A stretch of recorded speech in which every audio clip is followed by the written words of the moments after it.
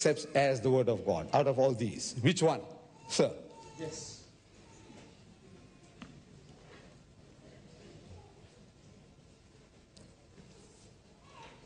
Which one, sir? Out of these? I'll answer you when I get the time for myself, because I have a very good answer. Thank you. Okay, sir.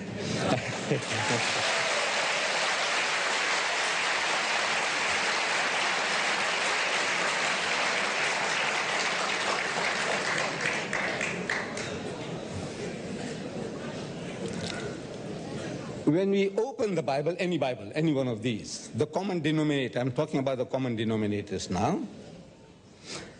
When we open this Bible, any Bible, the first verse of the Bible, Genesis 1:1. The first book, first chapter, first verse. It says, in the beginning, God created the heaven and the earth. The word God in the Hebrew language is Elohim. And Elohim, any Jewish scholar, pastor has contacts with Jews here, he's in good communication with them. If not tonight, tomorrow night we're having another debate somewhere closer to his diocese, his church. And we can bring this rabbi along, and he says, now I would like to ask the rabbi this word Elohim. Please translate. And if he's honest, any Jew who knowing Hebrew will say gods. Elohim, El in Hebrew means God, Elah in Hebrew means God, Elohim means gods in the language of the Jew. But every translation without exception, the hundreds of translations the Christians have done, they have deliberately mistranslated the first word in the first sentence as God. It should be gods. Why this game? Why deceive the people? If it is gods, why do you translate it as God? First sentence you make a mistake. Then, if this is the word of God, as the pastor told me on the tape, he said he is a fundamentalist. And I love that.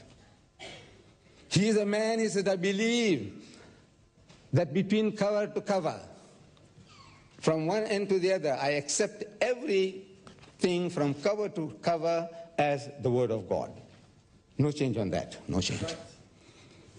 So it makes my task easier. He accepts everything as God's word. So he says, now this word here, what is it? It is God. You have no right to change. No person has a right to change. The word there created the heaven and the earth. Now in the fifth major revision of the King James Version, the word heaven is now changed to heavens. Where it's supposed to be gods is singular. Where it is singular, made it into plural. Now, I want to know whether Christians or any scholar or bishop or pope has a right to add or to delete a word or changing the meanings. I know. The book of Revelation, the last book of the Bible says that whosoever adds or deletes anything from the word of God, plagues be added unto them. So, we would like the professor to explain, the pastor to explain, who did this and who's doing this with the word of God, if it is the word of God.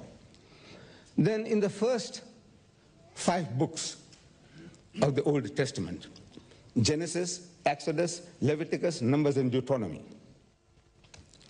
700 times we are told that this is not the book of God. This is not the word of God. 700 times you read, and the Lord said unto Moses, and Moses said unto the Lord said unto Moses, and Moses said unto the Lord, which means the Lord didn't speak these words, nor did Moses write those words. Is this the third person? Somebody else is talking. He says, well, this is what he heard, his information is. This is what God told Moses, and Moses told God. And Moses told, God told Moses, and Moses told God. 700 times we are told this is not the word of God. Then this book, these 5 books attributed to the holy prophet Moses.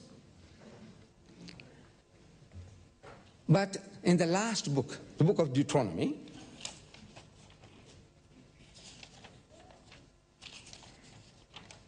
chapter 34, we read, so Moses, the servant of the Lord, died. Died is past tense. Died in English, past tense. In the land of Moab, according to the word of the Lord. And he, God Almighty, buried him in a valley in the land of Moab, over against Beth-peor.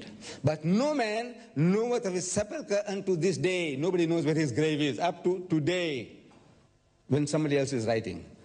Moses, before he died, he couldn't have written that no man knoweth of my great grave up to today. The man is still alive. How can he say that?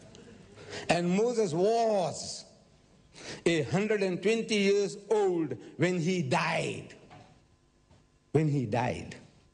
Moses wrote that?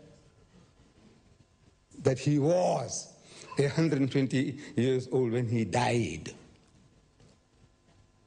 And when he died, his eyes was not dim, nor his natural forces abated. He was still strong enough, vigorous enough to marry another 16-year-old. He had those powers. Moses say that? Did he say that? That his natural powers had not abated before he died? And there arose not a prophet since in Israel like unto Moses, whom the Lord knew face to face. Did Moses say that? So we say, no, this is not only not the word of God, it's not even the word of Moses. Somebody else is writing it on the very face of it. Any school child in the kindergarten who can understand and read this will be able to confirm and tell you this is not God's word and this is not the word of Moses. These twins that I have, twins.